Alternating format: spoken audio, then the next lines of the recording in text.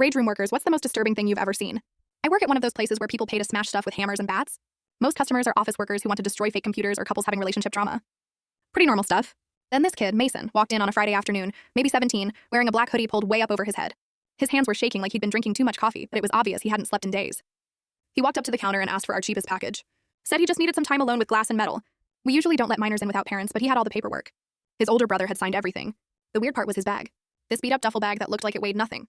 When he unzipped it at the safety check, there were only two things inside. A metal baseball bat that was obviously his own, and this half-burned high school yearbook with the cover mostly melted off. I asked if he wanted music playing in the room. Most people want loud rock or rap when they're smashing things. Mason just shook his head and said he needed complete silence. Once I got him set up in the room, he didn't touch any of our stuff.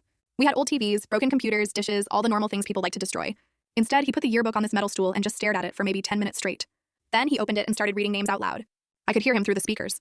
Every time he said a name, he'd rip out that page, yell something short like liar or fake friend, and smash the paper with his bat like it was made of glass. He went through maybe 30 pages like this, not crying, not screaming, just sweating and shaking and whispering things I couldn't understand. The way he moved was so careful and planned, like he'd been thinking about this for months. Then he got to the last page.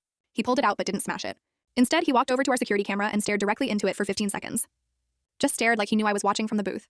Very calmly, he tore that final page in half, folded it up, and put it in his hoodie pocket. When his hour was up, Mason left everything behind. His bat, his bag, even his phone was sitting on the floor. But before walking out, he handed me a note folded into a tiny square.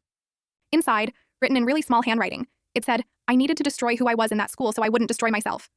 Don't call anyone. I'll be okay now. That night, I called the number on his paperwork anyway. His brother picked up totally confused. Said Mason had left that morning with no explanation and hadn't come home. I didn't say much, just confirmed he was safe when he left our place. 3 months later, Mason came back. He looked completely different, taller, healthier, like he'd been eating and sleeping properly. He was wearing normal clothes and seemed calm. He walked up to the counter and picked up that burned yearbook, which we'd kept in our lost and found. Then he left another note on the counter. This one said, thank you for not stopping me. That hour saved my life.